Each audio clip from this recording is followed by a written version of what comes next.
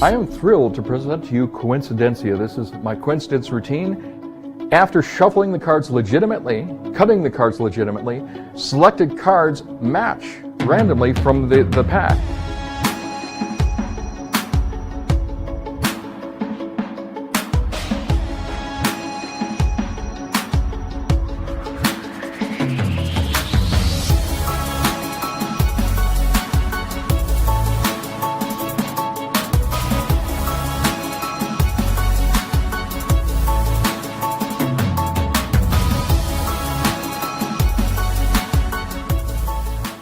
You know there's an absolute danger when you play cards with Joshua. Did you know this? I asked him to play a game of cut the high card. He didn't take chances. It's a terrible thing. However, it did actually provide a benefit for me. I found a magic effect that I can do with a deck of cards that have been cut in half. And we're going to start by shuffling the deck up so that you know there's not any particular order. I'm not particularly great at shuffling, but at least it shows us that we're starting honest. So if you'd be so kind, I'd like you to take out any card you'd like from the deck, but don't look at it, just slide it off to the side. Any one. Why that one? You like that one? Fair enough. And normally I'd have another audience member selected, but since you're so convenient and so kind, I'd like you to touch any other card. That one there? This one's better. No, I picked the wrong person. All right. Would you be impressed if this card was close to that card?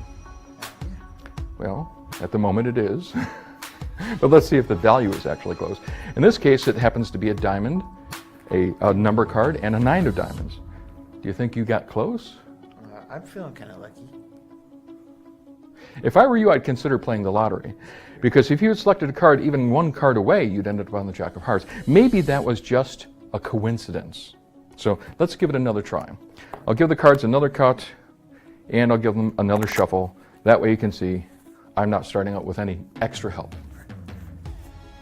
And I'm going to have you do it this time because if I do it, you might again think I'm cheating. So cut the deck and complete the cut. And you can do that as many times as you want. Just remember, on camera, time expands like infinity. Oh, excellent. Look at the top card. If you like that card, you can stick with it. Otherwise, we can have you select a different one. It's your choice. I like this card. Fantastic. Now I want you to slide that into the deck anywhere you want, but it's important not to put it all the way in. So in other words, leave it sticking out about halfway. Okay. Actually, but you know what? To make it clearer, I'm going to paste that face up because if it's face down, it might get lost amongst the other cards. Okay. Now you cut the cards, not in a particular place. You selected the top card and you liked it. You could have changed to another, and you placed it into the pack anywhere you wanted. Let's take a look. Now, if you had cut and put that card a little bit higher, you would have got the 10 of spades. If you had put that card into the pack one card lower, you would end up next to the king of spades. But instead, you placed it right next to this half, which in this case happens to be the other queen of hearts. Perhaps another coincidence. So let's see if we can verify that none of this is just a raw coincidence. Let's give the pack one more cut and yet one more shuffle.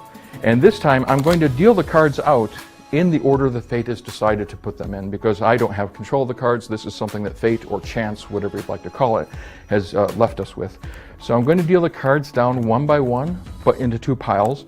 And you can see I'm not changing the order, so this is exactly as fate or chance has decided.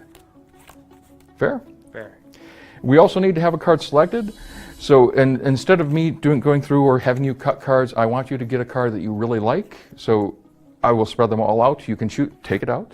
Okay. Okay. If you'd like, you can change it for any of the other cards. It's your choice. No, I'm good. Good. Place it back face up. Okay. The other, yep. And I'll square these back. After the shuffles, after all of the cuts, you would not anticipate that these cards would be the same, and they're not. If we look at the next pair of cards, again, no coincidence whatsoever. Now here, this is very interesting. Kings are very close to aces, especially if you're playing in blackjack. You'd rather have like something like this. They're both spades. Now that is a coincidence.